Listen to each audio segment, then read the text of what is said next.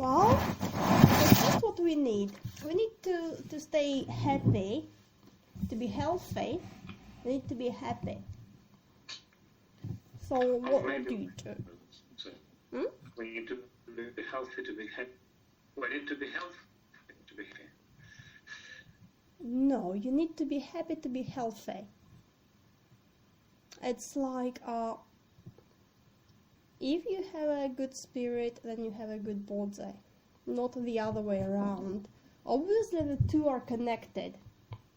That's what we do. We connect the mind and the body, reconnect it. Yeah? Okay. So on one hand, to have a healthy body, you need to have a healthy spirit, because spirit keeps your body in health. Yeah, mind over body. Mind keeps your body healthy. Then there are those funny people who can do it, and he can expose himself to extreme cold, for instance, and he's happy about it. He never gets sick, because we are conscious. We have our consciousness to help us, on one hand. On another hand, we do need to have some discipline. We do need to have some kind of, do exercises, have a healthy diet, because obviously it's a mutual, healthy body, healthy spirit. Well, anyway. Both runs for me, but not for this guy Ovid, who seems to be able to transport his verses through centuries. Yes, to us. Well, he does, and inspire a lot of people on the way. So, I mean, if you look at his poem, like when he talks to the sun and he's lying in the bed, he says like, "Oh, there you come, blondie goddess, dear sun, maybe you should go away, I'm a bit busy." And then you look at John Donne, where he has his poem, "Silly old fool, unruly sun, why dost thou thus?" Which is the same message. So I guess he was inspired by that little poem. And since we have lots of translations of that poem, I guess people get inspired by that one too. So let's read it. I don't know, maybe not all together, because it's a bit funny because of the delay. Let's read it, let's say how we feel about it and why, what is in there which makes people smile and be happy in a nice way. Or maybe not, maybe you feel different, I don't know. Okay, Love in the Afternoon. Again, we have different versions of the title, different translators have their different ideas of how to call it. Okay, this one is Love in the Afternoon, Ovid. It was very hot. The day had gone just past its noon. I had stretched out on a couch to take a nap. One of the window shutters was open, one was closed. The light was like you'd see deep in the woods, or like the glow of dusk when Phoebus leaves the sky, or when night pales and day has not yet dawned. A perfect light for girls with too much modesty, where anxious shame can hope to hide away. When, look, here comes Karina, in a loose ungirded gown, her parted hair framing her gleaming throat, like lovely Semiramis entering her boudoir, or fabled lace loved by many men. I tore her gown off, not that it mattered being so sheer, and yet she fought to keep that sheer gown on. But since she fought with no great wish for victory, she lost, betraying herself to the enemy. And as she stood before me, her garment all thrown off, I saw a body perfect in every inch. What shoulders, what fine arms I looked on and embraced, or lovely breasts begging to be caressed. How smooth and flat a belly on their compact waist, and the side view, or a long and youthful thigh. But why go into details? Each point deserved its praise. I clasped her naked body close to mine. You can fill in the rest. We both lay there worn out. May all my afternoons turn out this well. How do you feel about it? Oh, you're a serious poet. You're supposed to write serious poetry, right? Classics. You're writing classics. Be a bit more serious, Ovid. Yeah? Is that what's going on? I don't know. I'm all willing to listen to what the ladies have to say about it. Well, it's a man talking about a girl. No. Mm-hmm. Yeah, also I remember, when we were at Pangoban, we talked about that those times you were supposed to write this serious poetry about Christianity and sins and heaven and stuff, and this little poem felt much more authentic, even though it was about such tiny, not important thing as having a cat. So I kind of felt the same with this poem because I know it's because of translation mostly, but the language feels so close nowadays. Like when you read about Troy and War, you have all these complicated old archaic words, and here everything is so simple and so relatable, even to our times. And I think when you know that it was written, before our century, it kind of gives you a flash smile, because you feel like people still love the same way as they did, even though we don't talk about, we don't talk about stars and significant sky bodies to define the time, to make metaphors, but still it also feels very poetic, but in a very down-to-earth way. Yeah, because if you look at other poems in translation, you see they're all really heavy, because they're supposed to be really serious and ancient. When people translate it, they use old words and long words. I can't tell you anything about the original verses, but you can see it in the translation. While this one, we have multiple translations, and they're all quite simple, quite easy to follow. So it's something which transcends time and space, which can happen anywhere, anytime, and we can still connect with it. It's a moment out of time.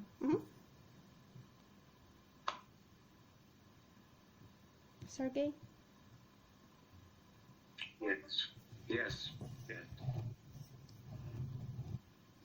Something to say from the male perspective? Is it written from a male perspective? What do you think? Because it is. Because it is. Because it is. Because it's the man who is telling the story to us.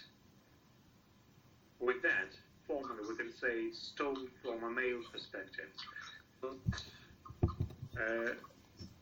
what would change, you think, if Ovid were a woman rather than a man? Would it remain the same? Well, do you mean if he was a woman talking about a man? Well, I don't know. That's why I'm asking.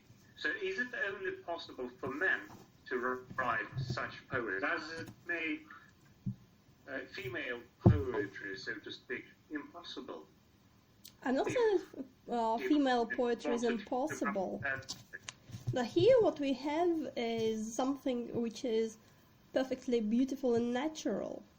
A beautiful girl comes to a man, and they have some fun together. Okay. Okay. I mean, Would you yeah, say- you can go all modern and say, no, it's not modern. Today we need to have two fat girls kissing. Yeah. But, okay, it isn't modern. Like we said, it's Ovid. So, just eat it. I mean, why do we need to defy every little shred of normality? We have something nice, natural, and beautiful. Why do we need to twist it and to make it ugly? Why? Why? What's the urge? You have something nice and pure. Why do you want to pollute it? What's the point? I don't know. No. In this case, why don't you say, suppose the offer is a goose. Suppose the offer is a tree. Suppose the author is a little creature from Alpha Centauri. Who cares?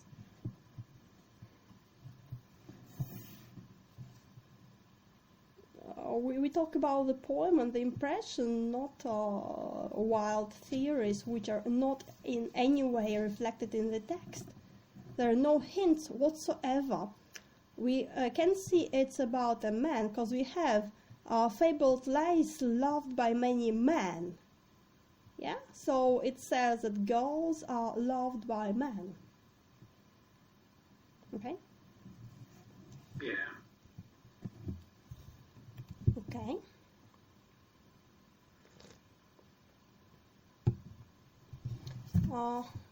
Any more impressions here?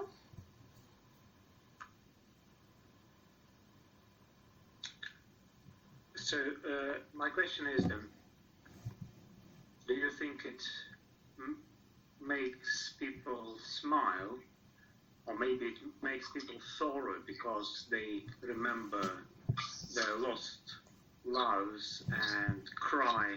Well, love, if it is true love, is never lost. True love is never lost. If you cry, then it was not love, it was just self-indulgence. Easy as that. We had John Donne telling us about it in great detail, right? What does John Donne tell us?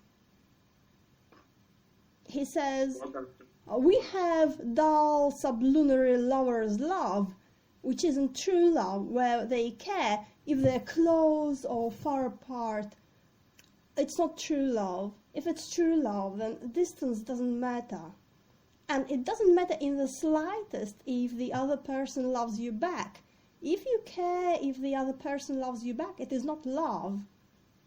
It's self-indulgence. If it's true love, you produce it.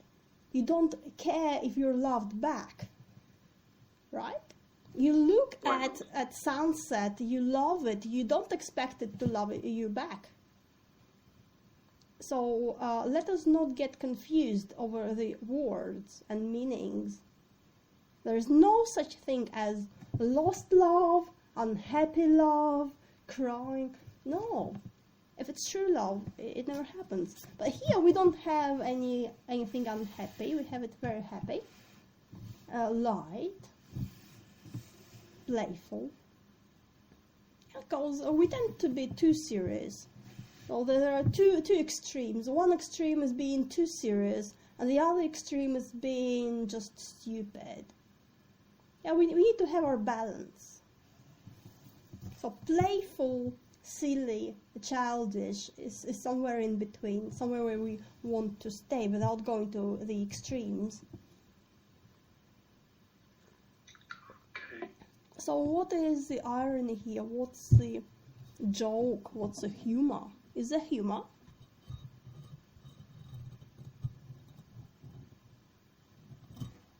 Is there humor? Maybe under the table? I'd say that there was such this light feeling of being in love, but I haven't seen. Maybe I've seen. Well, I wouldn't call them a humorous moment. I would name them, just the fun ones when you kind of, enjoying the moment, enjoying the situation.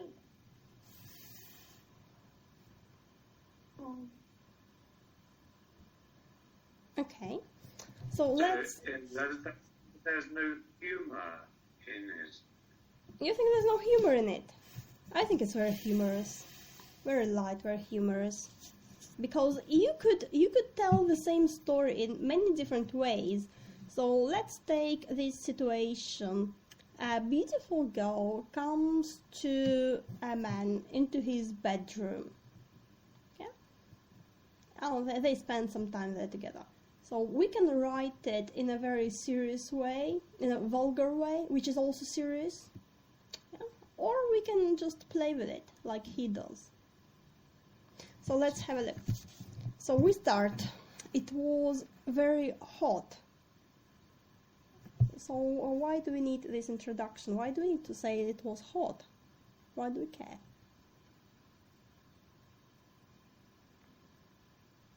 Why do we say... I think in our consciousness, hot weather corresponds to life, while cold weather and the winter act as negatives. They often are seen as being contrary to true love. Unless you want a pretty girl to come and warm your bed, which is what they do in some places, which isn't vulgar, which is just normal.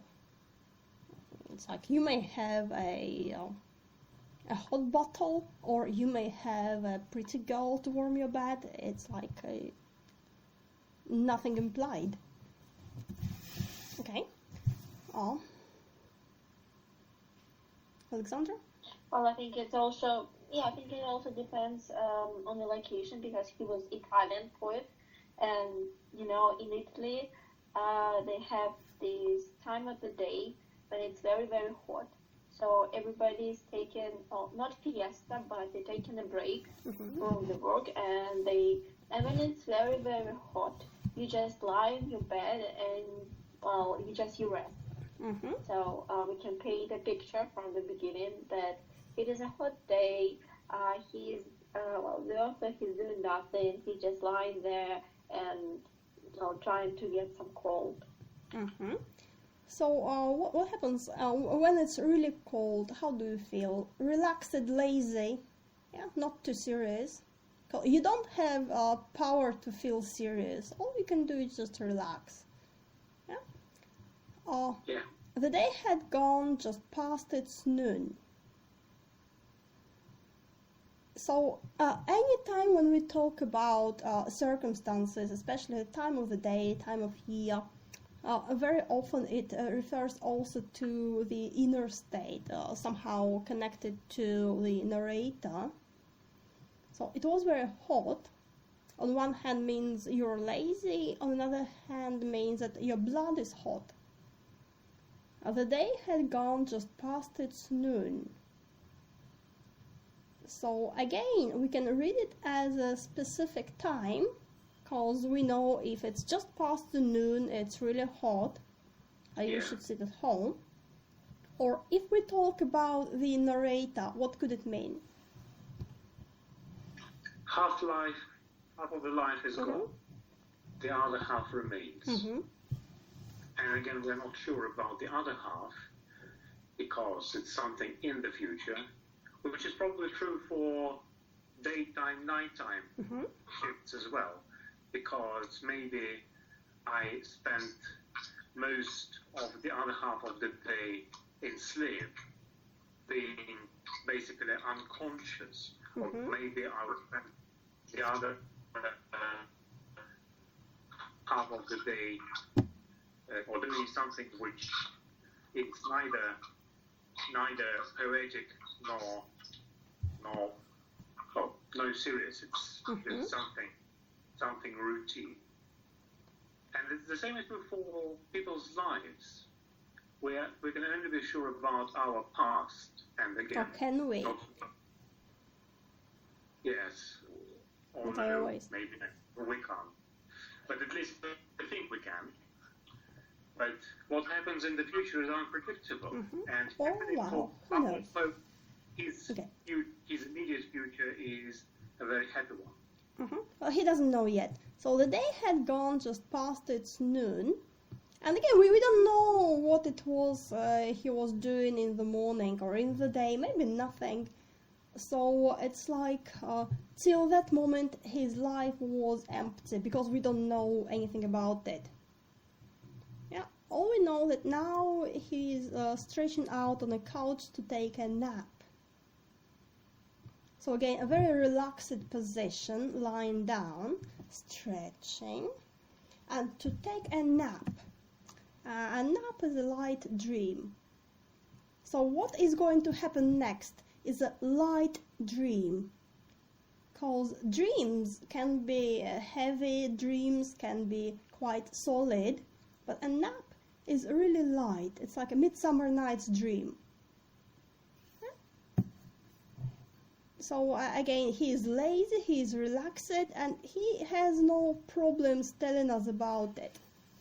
Like, oh no, if you're a serious person, then you do not admit to it. You don't say that you're lying down to take a nap. You say, no, I just sit there, I study my books, I write some clever poetry. But he says, no, I am a poet. I do what I like. I feel like I need to have a nap, so I have it. Yeah.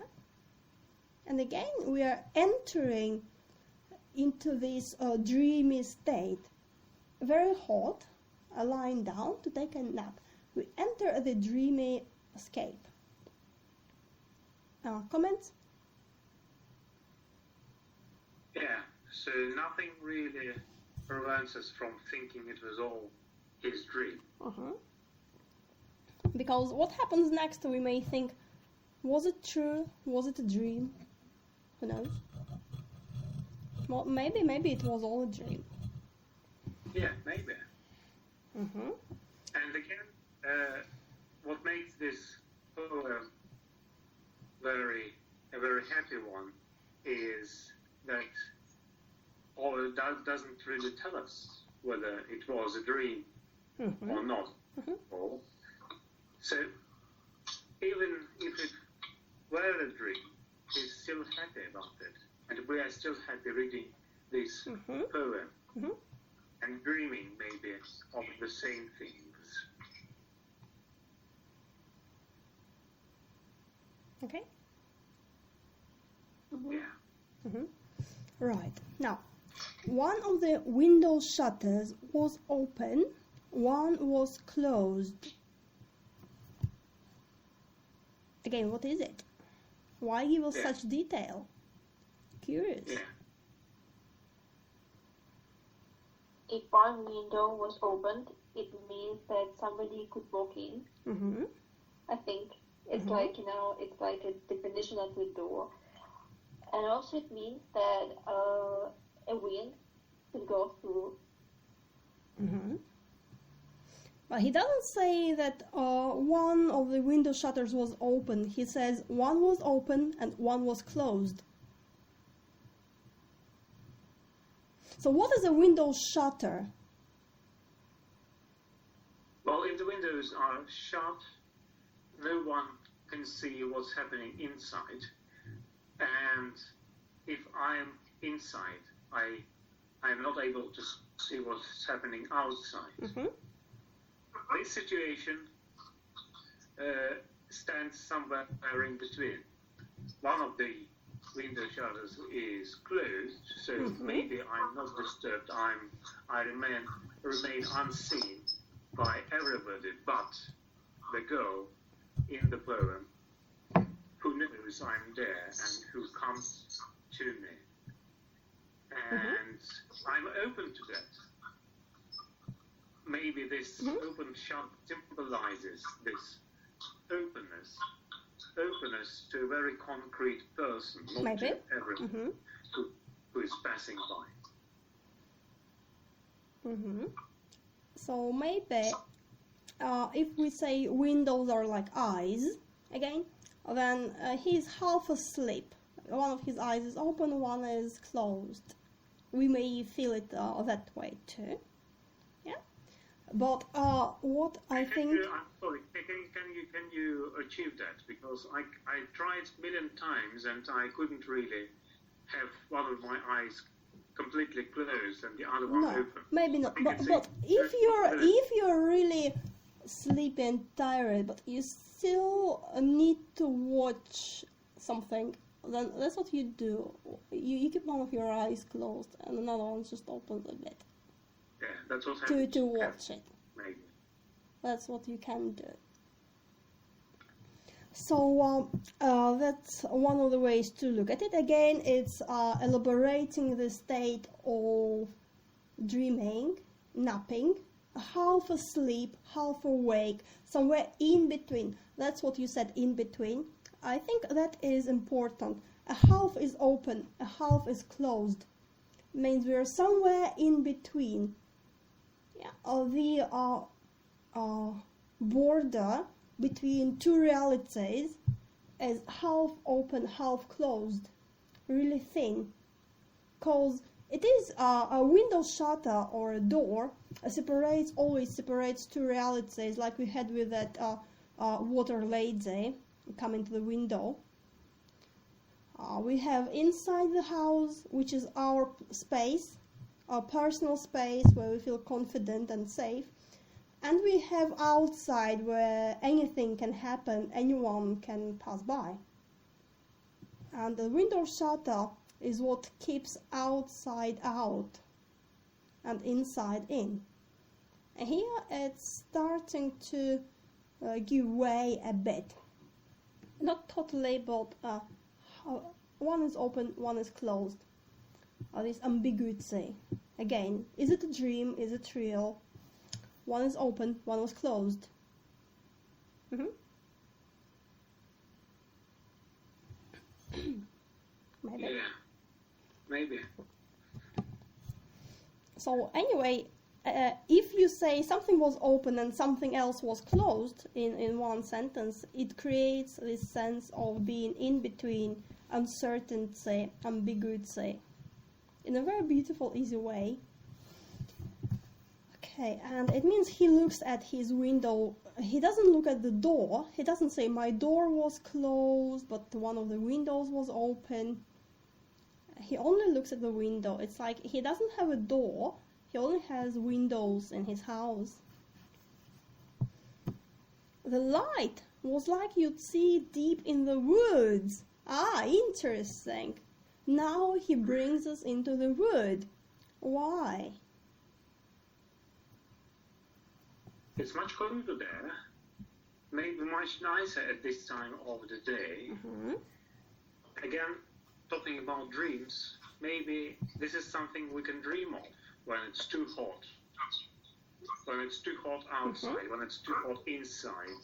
Well, what is so special about deep in the woods? Not just outside, but deep in the woods. All the magic things can happen in the woods. Somewhere deep there. So... sorry, and it's not completely dark. Again, there's this in-between thing. It's sort of dark, there's a shade, but it's not completely dark. Okay, Alexandra? It seems that, when you go deep to the woods during the day, for some reason, you see the trees above you, and the light is coming through them, so it's very blurred, and it's something like, like the gloaming. So that's what it's about. That everything is blurred around you, and the light can play its own games, I guess. Okay, if you excuse me for 1 or 2 seconds, I'll be right back. Okay.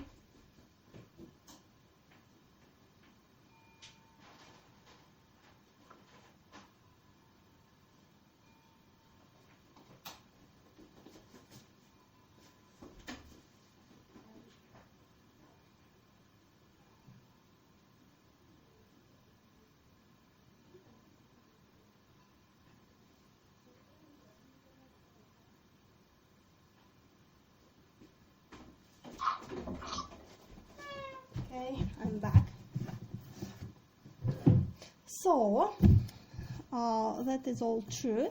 At the same time, what he does by this magic of metaphor, he turns his room into a forest. He turns his room into a magical place. So a second ago, it was just a hot room with an idle poet. Now it's ready for a mystery. Now it turns into wood. Yeah, where everything can happen. And we have, he says light. Light turns his room into wood, which means what is going to happen is light. Not heavy, light. The light was like you'd see deep in the woods, or like the glow of dusk when Phoebus leaves the sky, or when night pales and day has not yet dawned.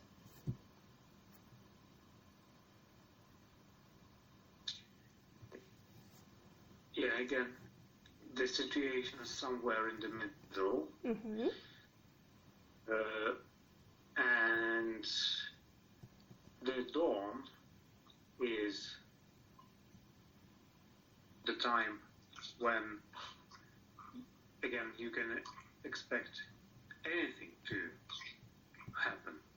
It's before the dawn. So first we have the glow of dusk, which is in the evening. Yes. But again, dusk is between evening and night. Dusk is a very, again, ambiguous time, uncertain time in between, when Yes, Phoebus leaves the sky. And also a beautiful time of the day. It's not just someone saying, okay, it's getting dark, let me have my lights on. It's the fellows who leave the sky. It was Apollo. She left the sky, or was it he? I mean, is it a lady to your right? That's your left. That's your right.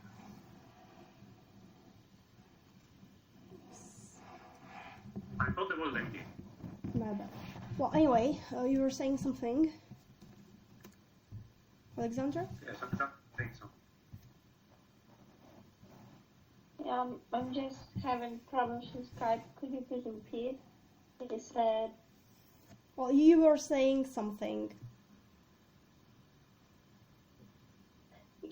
I would say that Phoebus is also known as Apollo, and as we know, Apollo is strongly connected with the sun, so he's also strongly connected with the dusk and with the dawn and with the light. Just a note. Yes. And so when he says when Phoebus leaves the sky, he means the sun leaves the sky. But it's alive. And again, if we compare this.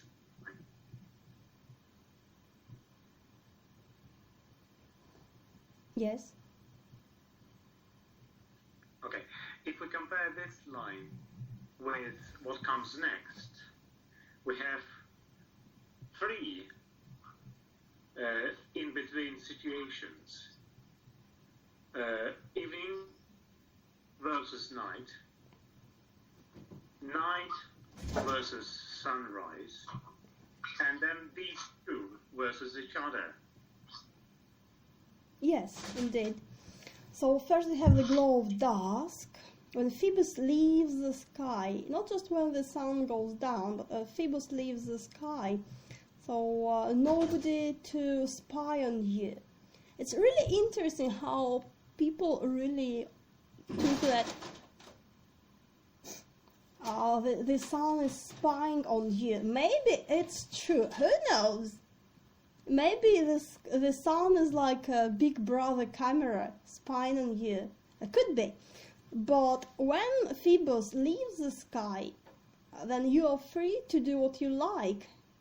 Yeah? And then we have the night pales. We don't have the night itself here. Yeah? We skip it. but we skip from one in-between situation to another. When night pales and day has not yet dawned. And yes, we have the evening and the morning, early morning and late evening. But here, in his room, it's just past its noon. So we have all these markers of time all in one place. So which is, again, another sign of a magic place, where all times happen at the same time. It can be the noon, dusk, and just before the dawn, all at the same time, because from the magical point of view, poetical point of view, there isn't much difference. They're all states in between, so they can all happen in the same room. Mm-hmm.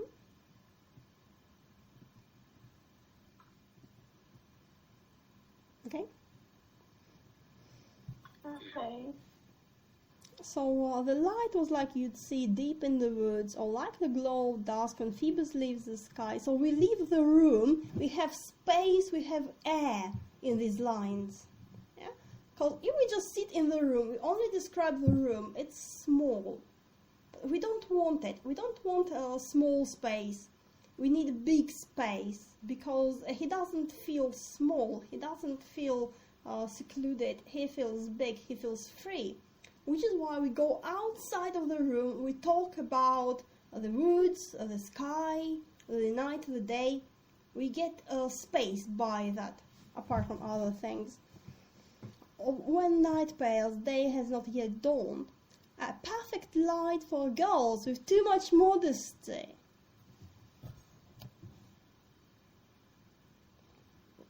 Which I guess is a really humorous line, considering what is coming. So it's like, why would he say girls with too much modesty? Where does that come from? And then we discover where it comes from.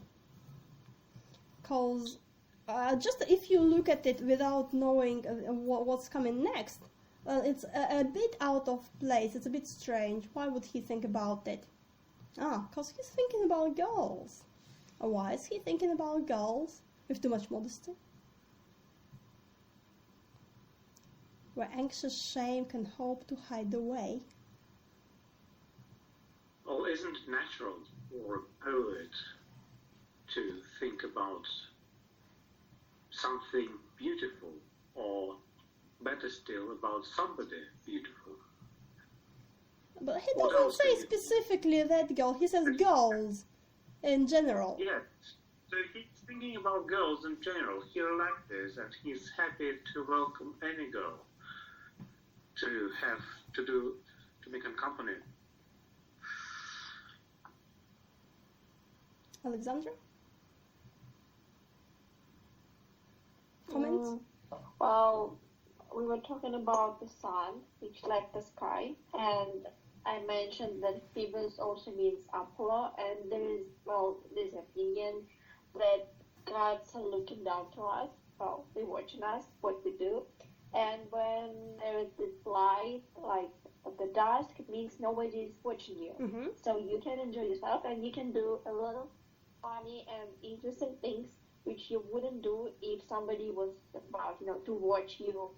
Yes. Or to control you in any possible way.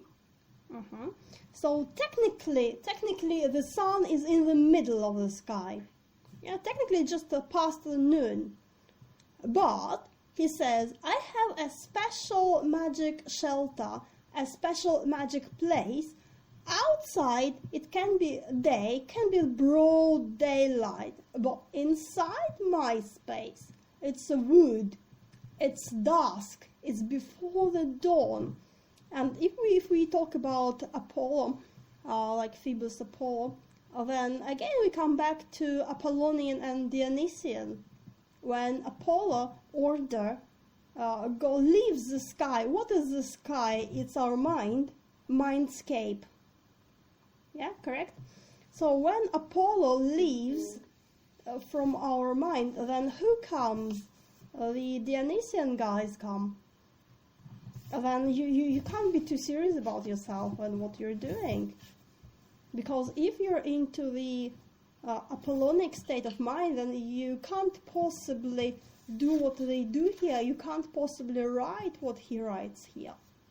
But he says, in my room, it's not a problem because it's special. It's my little portal. So, Yeah.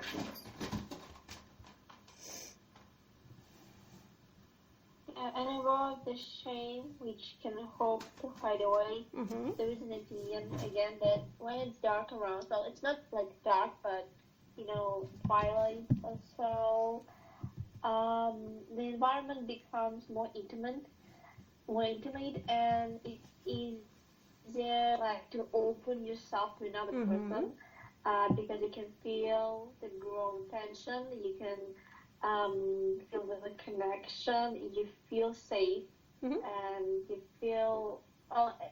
He said he wanted to take a nap, and when you want to take a nap, you become defenseless. So you are not ready to jump up on your mm-hmm. legs and fight mm-hmm. somebody who would walk in.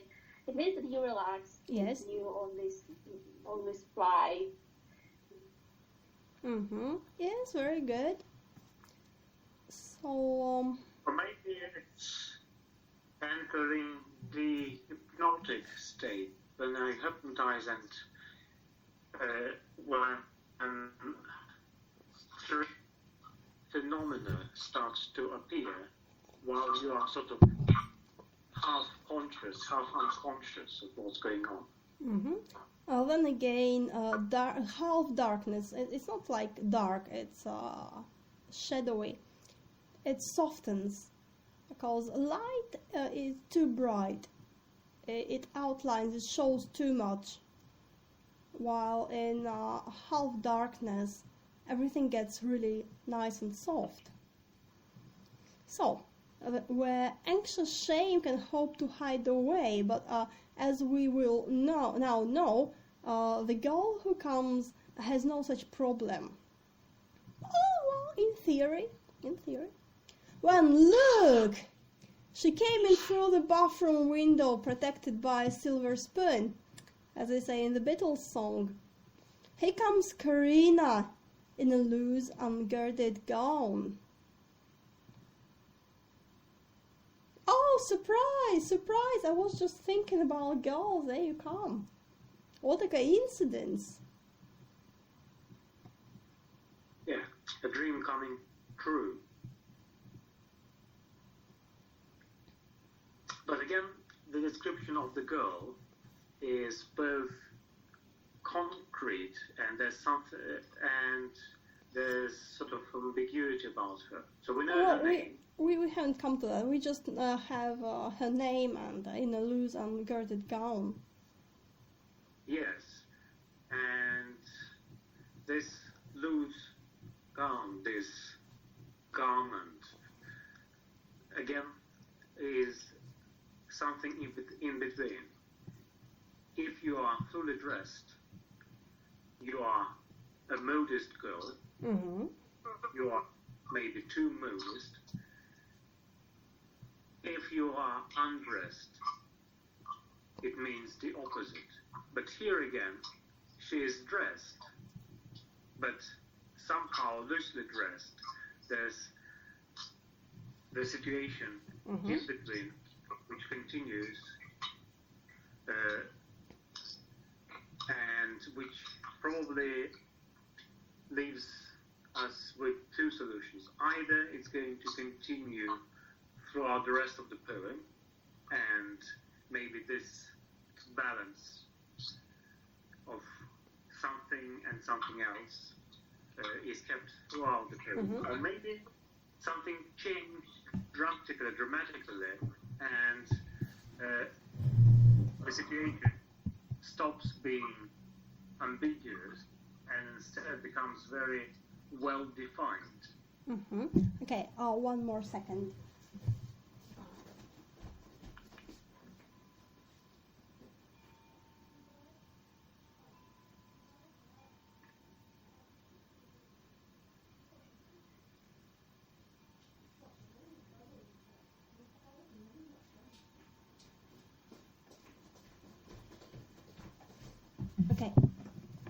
So that's how we first see her. First of all, we know her name, or he knows her name. So why give us her name? Because we don't. Karina, who's Karina? It means he knows. Lyric poet. Mm-hmm. It's an ancient Greek lyric poet, and she supposedly lived. Well, she was alive, and she was, an active poet during the time Ovid lived, because he was born around 43 years before our century, and Karina, now she was known for this time. Well, it's just a guess, but I think it might be a link to her. Could be like the Karina. Could be the Karina. Like if today somebody writes a poem and says, and then Allah came to me in Russia. Like, yeah, we know. Maybe. Also, and again, the name has its own sound. When we hear the name, we might imagine what the person who bears the name looks like, and also the sounds might imply some unconscious, subconscious meanings. For example, Karina in English, in an English language translation, maybe is associated in my mind at least with something which sounds similar, care, for example. Yes, and it is connected. If I'm not wrong, if I remember correctly, then Kori means beauty, something. So Karina is like beautiful lady. Then we have core, like heart, core. Yeah. Karina, which is care. also true. So, all in all, it's a really singing name, Karina. It's a nice name. And again, if he names her, means he knows her well. It's like, and then some girl came in, I have no idea who. He said, oh, Karina, that's you again. Means he knows her well. Yeah? If she comes in a loose, ungirded gown, she kind of already states her intentions, right?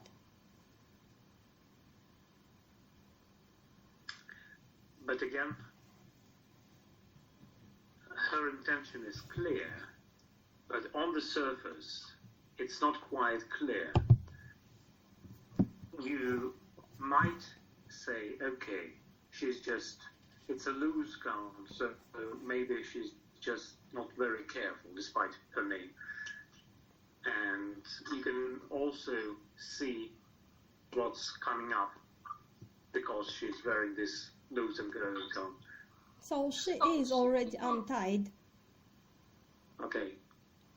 So we have words like loose and ungirded. Mm. Mm-hmm.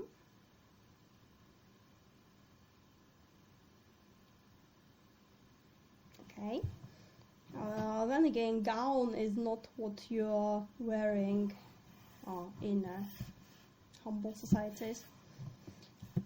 Okay, so she's a loose woman in some funny way. She's loose and girded.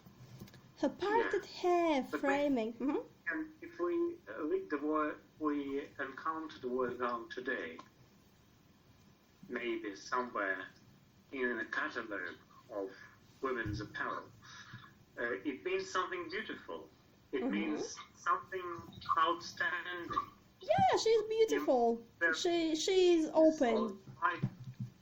It's like she's open, and there's something special about the way she dresses. At least something special to us today, because we don't necessarily see today's Karina, wearing beautiful dresses, beautiful gowns. She might be wearing jeans, she might be wearing something else, but here she is. It doesn't matter what you wear, it's how you wear it. And how you wear it. It doesn't matter what you wear, it's how you wear it. Mm-hmm. And again, I think there's an Italian word for it, which is something like sprezzatura. Sprezzatura meaning Not German. not German, sprezzatura. It's just my bad Italian pronunciation. The word that basically means you are dressed very well, and still there's something about the way you dress that means you don't make any efforts to be a well-dressed person. Again, here she's probably wearing something beautiful, but because it's loose, under it, there's also a thing that she doesn't really care whether it's loose or not. Or maybe she does care. Maybe that's all a part of a thoughtful plan. Maybe it's just like spending 3-4 hours in front of the mirror trying to look loose. Avant-garde just enough. Not too much, not too little. So how we dress, how the characters get dressed, again, it always reflects a personality. I mean, look at films, look at animated films, look at all the characters, and it's all very obvious how they reflect the personality through clothes, through the style, through dressing. Yeah, so you can be very strict, closed, buttoned up, wearing glasses to hide your face, or you can be relaxed and wearing loose gowns. Okay, Alexandra, do you have anything to say about gowns? Well, I mean, I agree with everything you said, and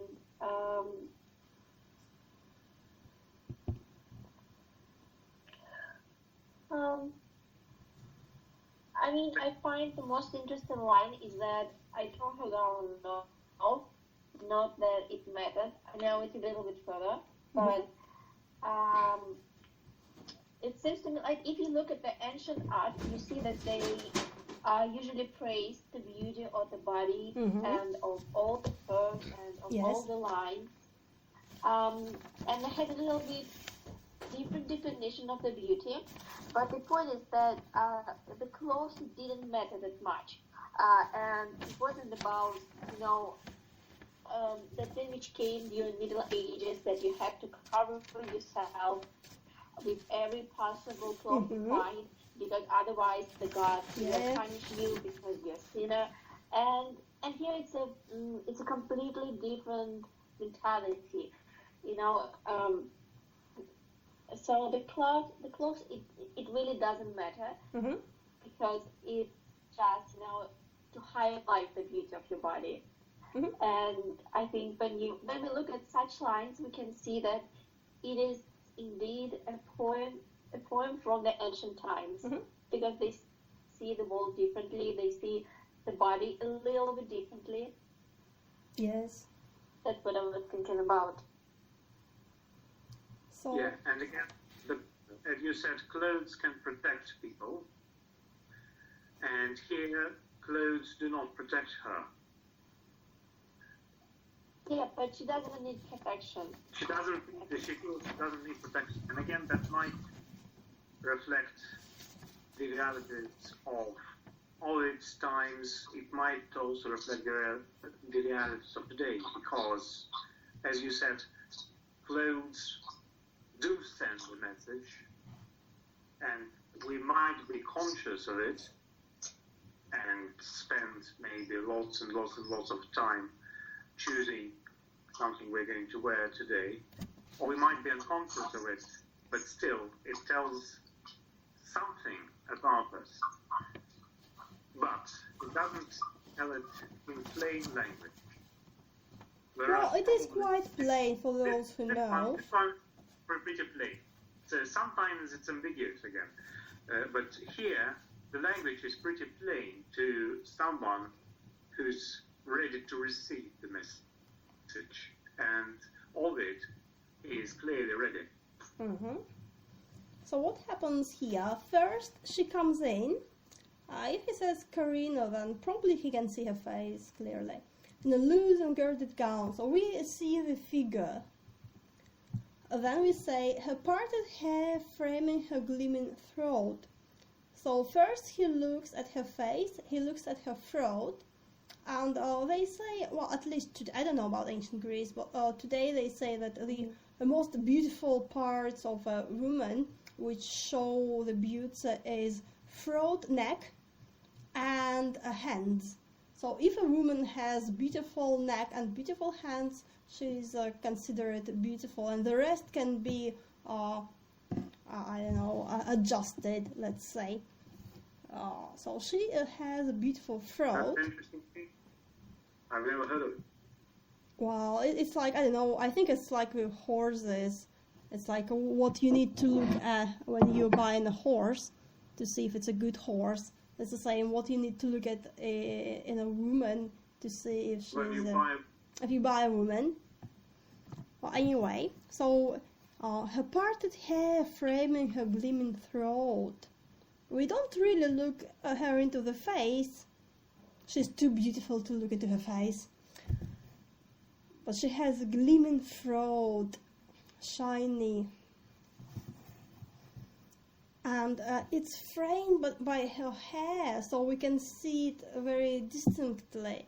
So what color is her hair? Fair hair? I think dark hair. Dark hair. Because they're framing her gleaming throat. So we have some kind of a contrast. So she has really dark hair and really white gleaming throat. Because if you have blonde hair, then you don't have the contrast. Then again, like you said, it's Italy. Yeah, Alexandra? No. I was looking. I thought that maybe there's something about fair hair, but if it's gloaming, if it's kind of twilight in the room, it also means that her hair might be, blown up by the sun. So it's like a little halo around her head. Yeah, could be. So her throat is gleaming, her hair is parted. I don't know if parted hair is a kind of a suggestion again. I don't know. Again, that's culture. Like lovely Semiramis entering her boudoir. I don't know if Ovid used the word boudoir. Like lovely Semiramis entering her boudoir. Yeah, so this is obviously French. I'm looking now at the Russian language translation of the poem, and the Russian language translation says bedroom. So boudoir is a bit more private than bedroom, I guess.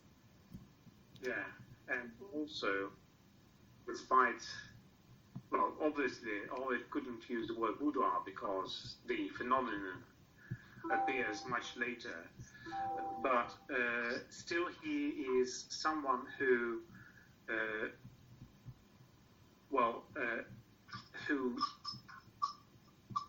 says something in Latin, and then our translator wants a word which is both beautiful and means something very bad. And for many people, this is strength. And France and Paris are seen as the country of love, city of love. So maybe these associations. Well, yes. So you can see how it comes into the translation.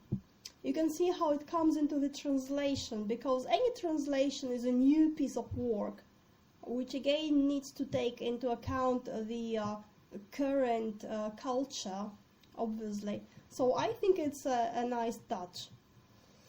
But what is more important here? Well, first of all, we have lovely Semiramis. So who's Semiramis? Half Rami? It's a star. Well, it's a planet, but it's also a star, and it's a biblical figure. But I think he mentioned a star because he mentioned Phoebus before that. So I think, well, I'm not sure about this. Semiramis, like the queen. Yeah. The gardens of Semiramis. Yeah. One of the 7 wonders of the world. Mm-hmm.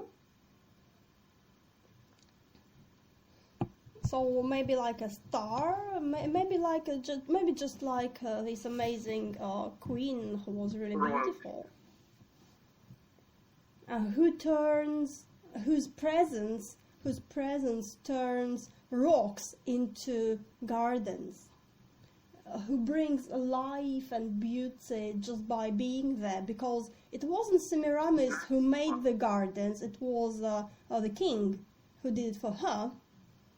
So the idea is a girl should be beautiful, and that beauty inspires big, strong males to go and do some work. Yeah? So she does nothing, but her presence brings life all around her. And that is hard work too. Like lovely Semiramis. Again, we think Semiramis, ancient, big queen, all that beauty. So now we make Karina. Who's Karina? We don't know. Some Karina. As big and beautiful. What is it? Nudansk Ordobog? Sergey, what are you reading there? Well, as big and important as Semiramis, as the queen, entering her boudoir. So the key word here is her. Why? Yeah, that's the word for. Or is workbook. Yeah, but the key word is boudoir, you say? No, the key word is her. Why? Her. Whose room is it? It's his room. It's his room. Yeah. Yeah, and if I'm not mistaken, in ancient Italy, there was this divide between the men's part of the Could be. house and women's part of the house. Could be. Yeah. I don't know if you remember, but I think it was like this. I think it's true. I'm not sure either, but it's quite possible they Yes, do it. it's true. It's true,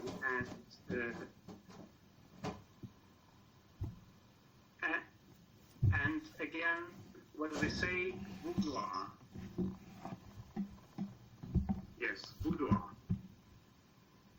That's boudoir. Oh, that's Semiramis. Yes, when we say boudoir. When we say boudoir, we immediately mean all the associations of boudoir. It's your private room, it's your private sleeping room, maybe, yes. But that's also where you, as we know, receive visitors, and you can sometimes receive your visitors in your official capacity. For example, if you are the queen, like Semiramis, but you can also receive the guests. Well, that's all good. But why her? Why her boudoir? Not why boudoir, why her boudoir? If it's his room, it's his room.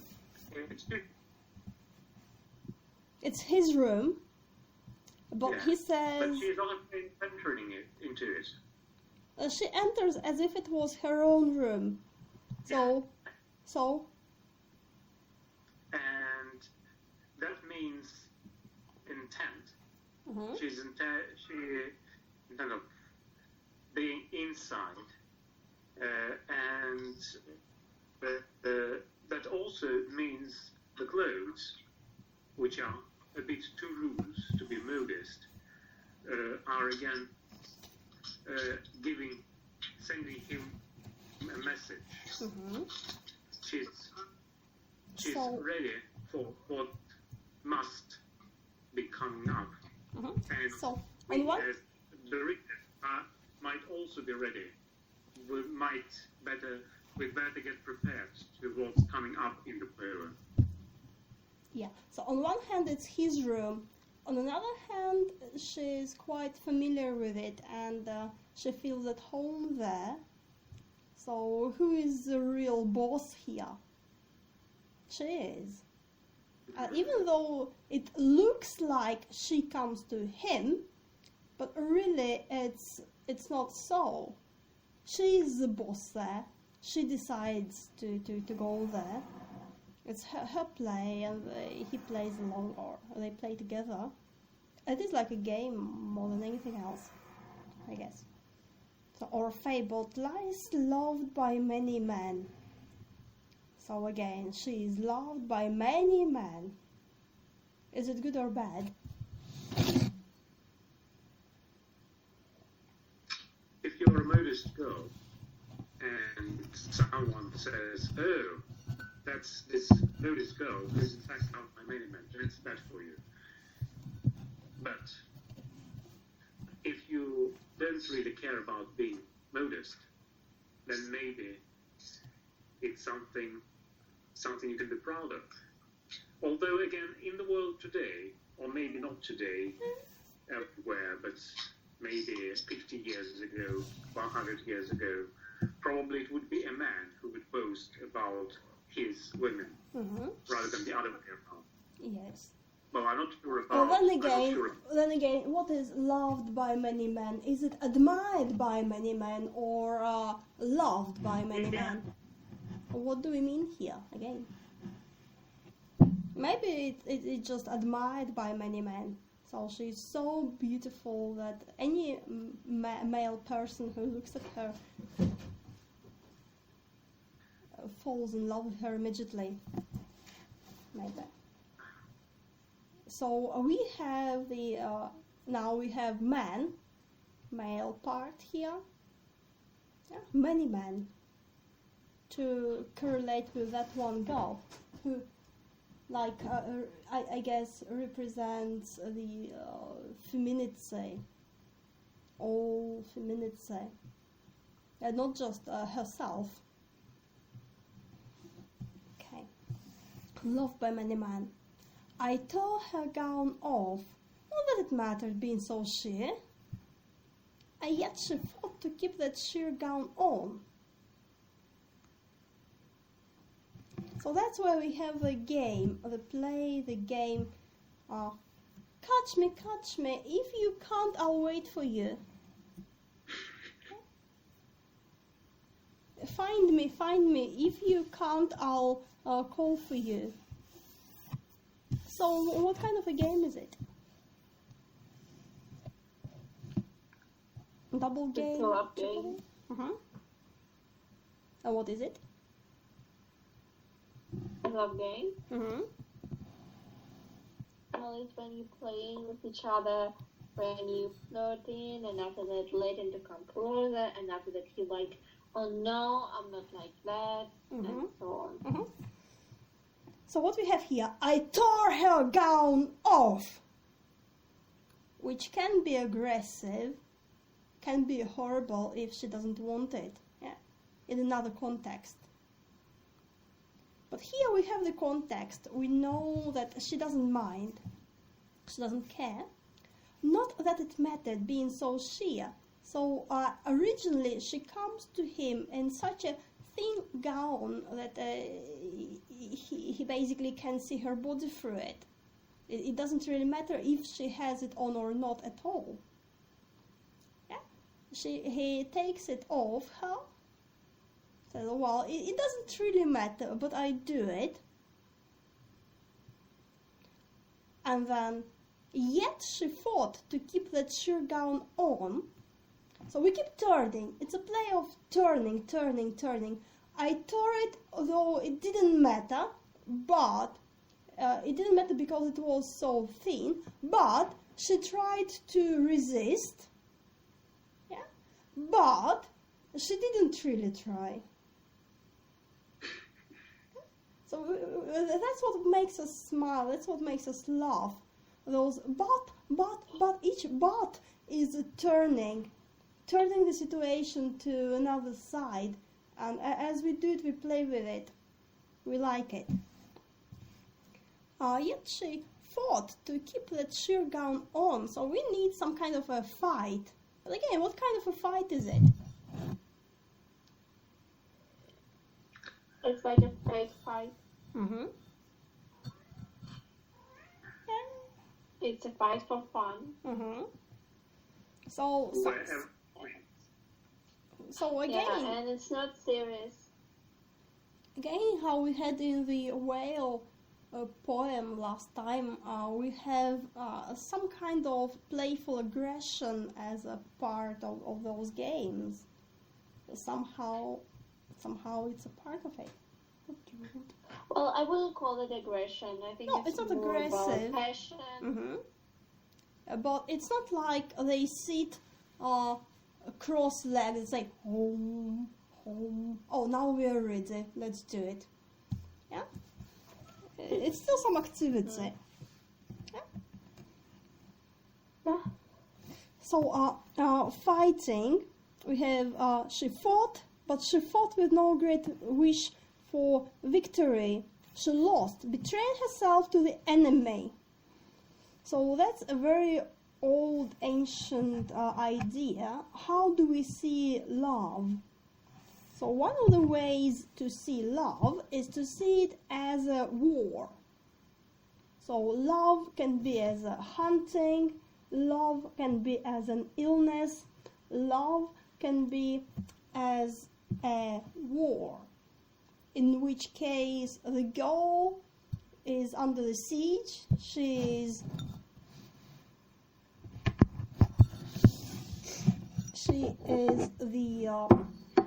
the tower, she is the city, and the man has to conquer her.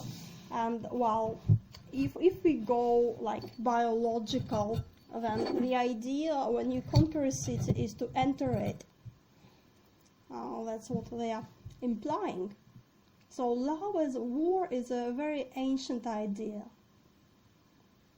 It's always a little bit aggressive.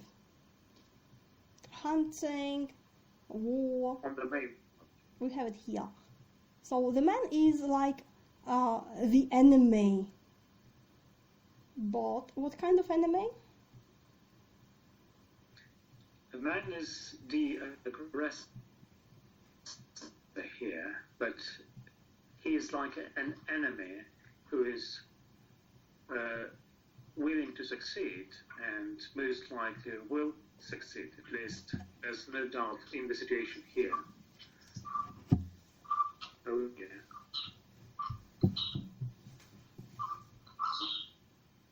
Yes. So she needs to fight, but at the same time she doesn't want to fight. It's all like a bit formal. Is it formal, or do we need it? Well, we need it obviously because it's expectation on his part, it's expectation on her part, and in order for these expectations to be continued, she plays this game, he plays this game with her. They play together, they both understand what's going to happen next, and yet it's like a woman who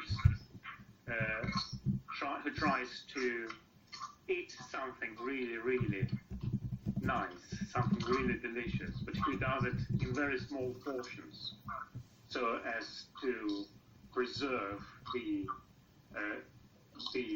satisfaction, the enjoyment for a long period of time. This is also true. It makes the expectations much more vivid, much stronger, and contribute to the pleasure of what is to follow. So it really reminds me of a much more modern work, which is Oscar Wilde's Importance of Being Earnest, where they also have a proposal, And the girl is like, no, you must do it properly. Oh, can I find it? Maybe not now. So on one hand, the girls have already decided to marry the guys, but even though they have already decided it, and the men want it, the girls want it, they still say, no, but you still need to do it properly.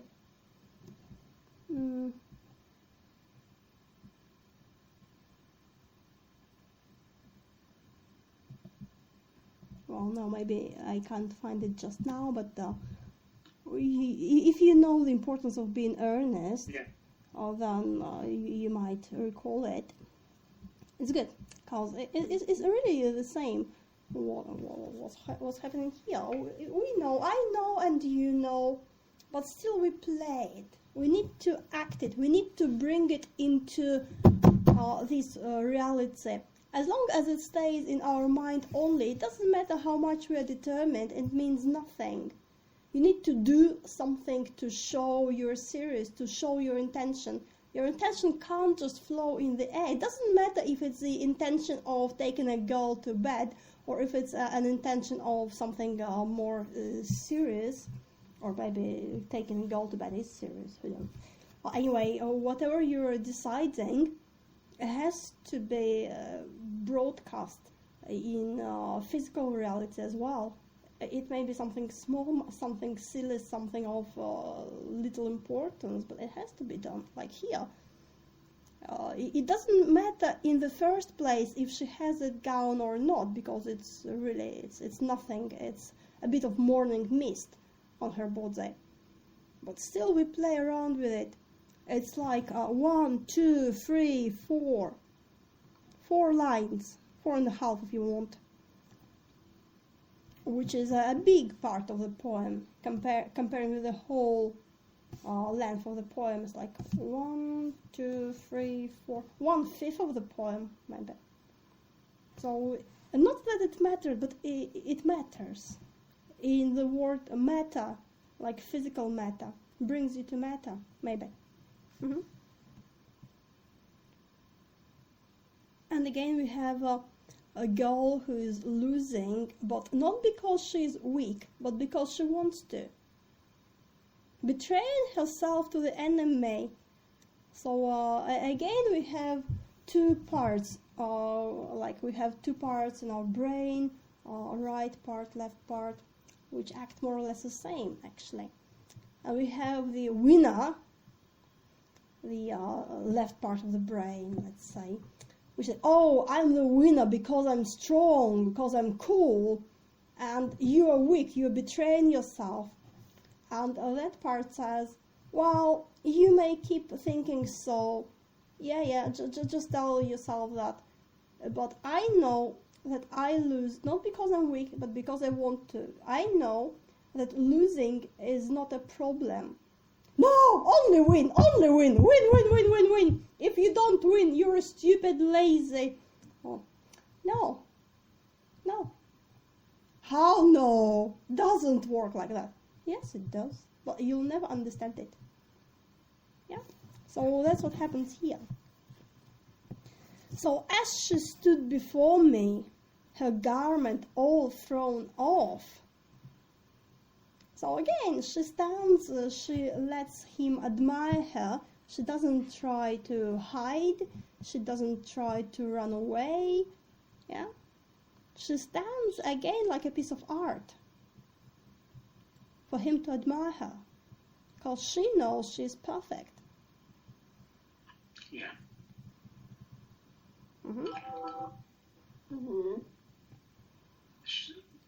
Yes, like a picture, like a statue. So so it's not even sexual as such. It's like admiring a statue. If you go to a museum, you see naked statues, you don't think, oh, they're sexy because they're naked. No, it's a different idea. It's the idea of beauty. It's like manifestation of beauty. So it could be a vase or a cat or a body. So again, what we have today, these crazy ideas of promoting ugliness. But maybe, again, maybe we do need some real beauty to look at. Because if you only look at ugly stuff, then what happens to you? You become ugly too. And then again, beauty is not that much in the body as in the eyes, in manners, in mind, obviously. So it's Roald Dahl and the Tweets. He has a short story for kids called The Tweets. And he says, like, all people are beautiful, even if you don't have a beautiful face. If you're a happy and a kind person, then you're beautiful. But if you're an evil person, then even if you have a nice appearance originally, then you just go really, really ugly, no matter how nice looking you might be originally. Where is it? Where is it? Who? The Tweets. Have you read The Tweets by Roald Dahl? Do you know Roald Dahl? Yes. Something about chocolate factory. Yes, it's one of his books. And there was something else about a boy who was reading too much dissatisfaction of his father, and then something happened. Maybe. Read online. Can we do it? Because it is really, really connected. So if she is beautiful, it also means that she is a nice girl inside, not just in her face. Contents. Mrs. Tweet, the glass eye. There's, as you say, is beautiful, and that's why she's nice. So there's no question here about the beauty of the soul and the beauty of the body as two opposing.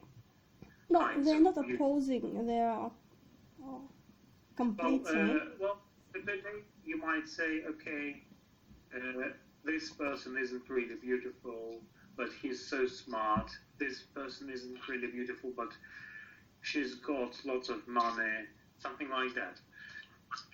So here, there's no position. It's not something that Ovid seems to be aware of. There's just beauty. As you said, men's sun are incorporeal sun. So if you have a healthy and beautiful body, and this immediately follows that you have healthy, beautiful soul. So for a healthy, beautiful soul, again, as with whales, it's not a problem.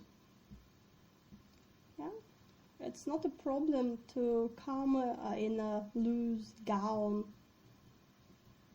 It's nothing shameful. Here it is. Mr. and Mrs. Tweet. So Mr. Tweet was a smelly old horrible man. He had a hairy face and it was awful. Now Mrs. Tweet was no better than her husband. She did not, of course, have a hairy face. It was a pity she didn't, because at any rate that would have hidden some of her fearful ugliness. Take a look at her. Have you ever seen a woman with an uglier face than that? I doubt it. But the funny thing is that Mrs. Tweet wasn't born ugly. She had quite a nice face when she was young. The ugliness had grown upon her year by year as she got older. Why would that happen? I'll tell you why. If a person has ugly thoughts, it begins to show on the face. When that person has ugly thoughts every day, every week, every year, the face gets uglier and uglier until it gets so ugly we can hardly bear to look at it. A person who has good thoughts cannot ever be ugly. You can have a wonky nose and a crooked mouth and a double chin and the stick-out teeth, but if you have good thoughts, they will shine out of your face like sunbeams. You will always look lovely. So that's something that people don't understand, or not all people understand today. They say, no. Either you need to be fat and ugly, or they only look at the appearance, while what we do need is inner discipline, a self-discipline to keep ourselves happy and clean and clear. Then you're beautiful no matter what you look like. So today you hear people shouting, no, they only show you girls who have nice figures. No, they don't, for one thing. Then again, why would it matter? So here we have an ideal girl, and it's good. It's good to have it. It's good to see her, because she is inside every girl. Because every girl is perfect. If, like in, as Mr. Dahl tells us, if she has good thoughts every day, then she's perfect. Okay, I saw her body perfect in every inch. So we only saw her neck, a bit of hair, long hair, and neck. Again, if her parted hair framed her neck, means, I don't know, was it really decent to have your hair untied? Not sure, maybe Yeah, not. exactly. Like in ancient times, it became only incredibly important to cover your head during Middle Ages because of Christianity and religion. But before that, it didn't really matter. I think they had some kind of special hairdresses for married women, but if you're not married, I think you could do what you liked, really. Just to distinguish if a woman is married and not to be bothered, or if she's free, which is like a normal tradition in many countries, that the married women have a different kind of appearance. So, what shoulders, what fine arms I looked on and embraced. So he looks from up, down, neck, shoulders, arms, and embrace. He says, I'm not just looking, I'm coming close. What lovely breasts, begging to be caressed. Obviously, he is already very close to her. And again, going down her body. And again, do we feel like, no, it's vulgar, you're not supposed to talk about breasts in poetry, in serious poetry classes?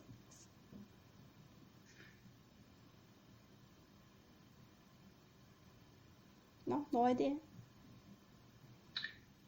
Well, they always, not always, but they sometimes do. Ovid was not the first man to include this into poems, and certainly not the last one. So it is quite common, although it might seem to be indecent, maybe in the Middle Ages, maybe sometime in Victorian England,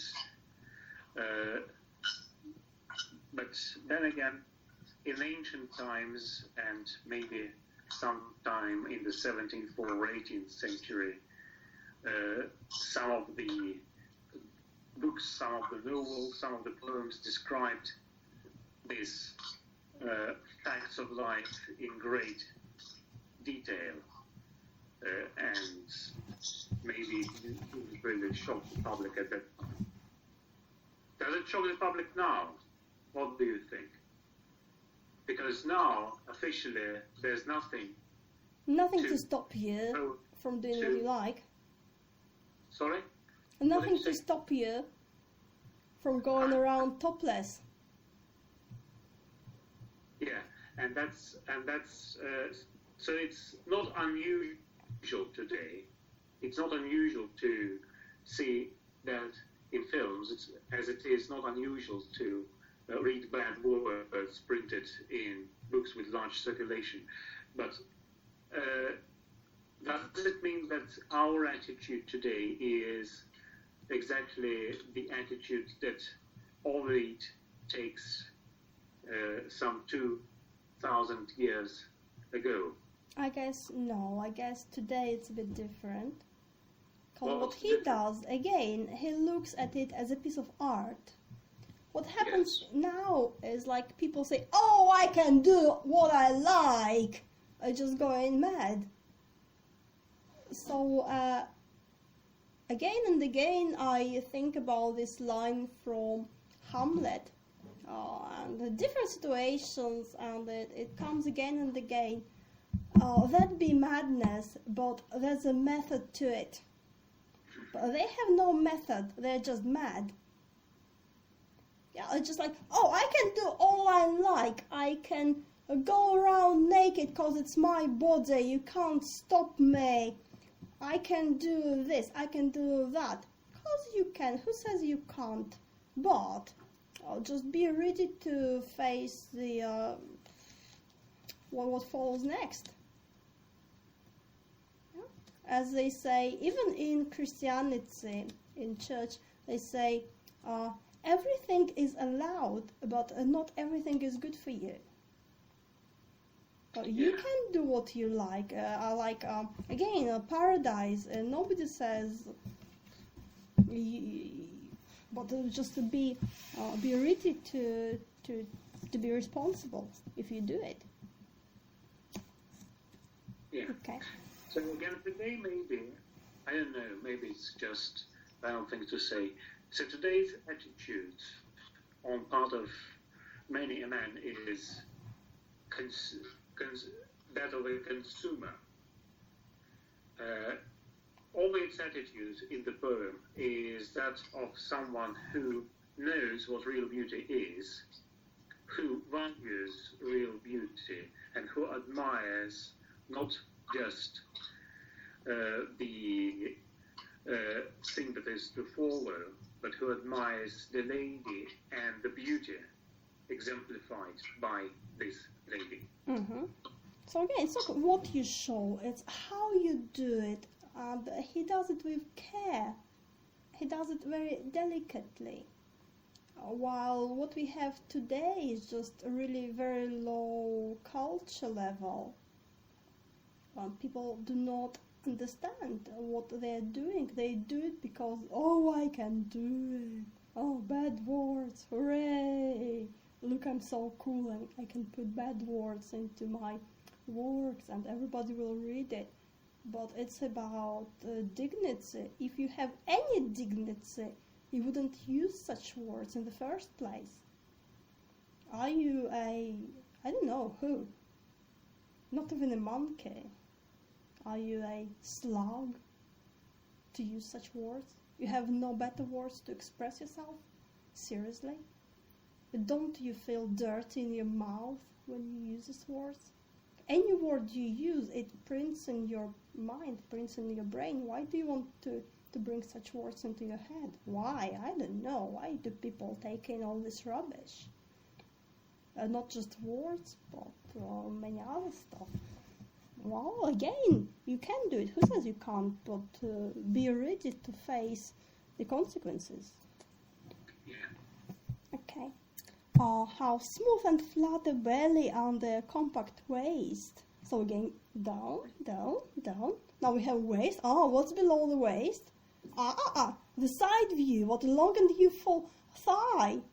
And the reader is like, wow, just show me. What's next? I'm not interested in youthful thighs. I'm interested in something different. Maybe. And what does he do? He's like, but why go into details? Okay, let's play with the reader as well.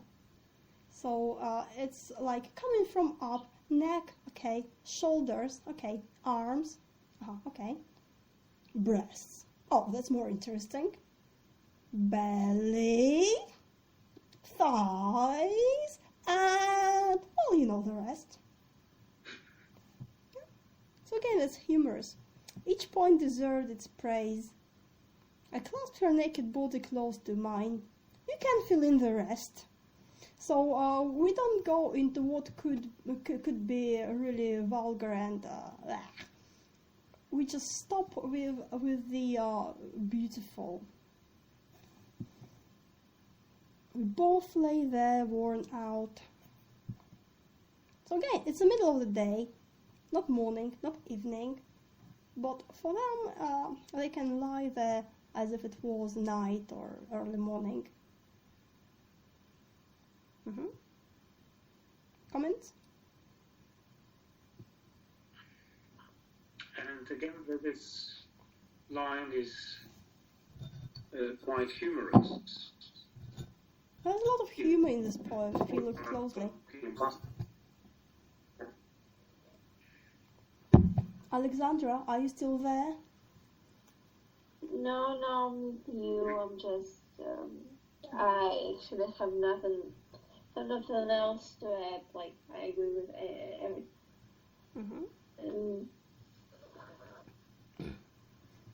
Okay, what else we have here is first we have the distance.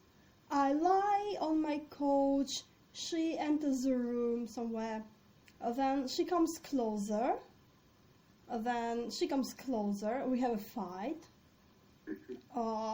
We don't really see it, but it's like he comes closer, he takes her clothes, and now he comes closer, I embrace her, touch her breasts, and then clasp her, and then in the end we both lay there from two in different places, distance, to both in one word.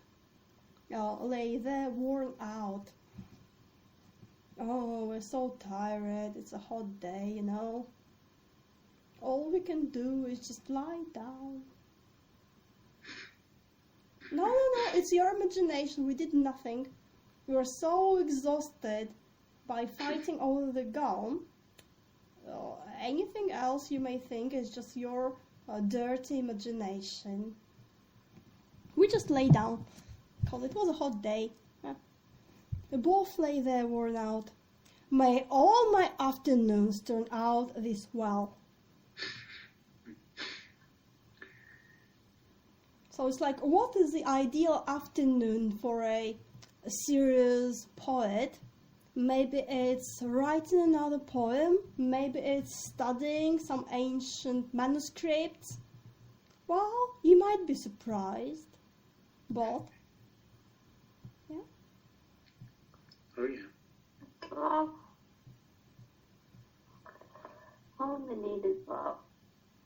Yes. So he says, okay, people, don't be so boring. Get a life.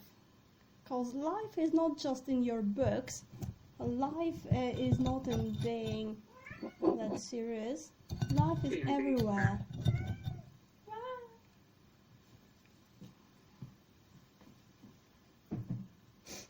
That's life as well. Okay. Anything else to say here? Oh, interesting. Why did you choose, a question, why did you choose this poem for today? Was it just something that caught your attention, something that you remembered, or is there a I was looking for a poem, and you know how on some sites with poetry you have some kind of suggested poetry, and it was one of Ovid's poems, not that one, but one of the Metamorphosis books, which is a bit heavy for us to read here, but I felt like, Ovid, great, good old friend of ours.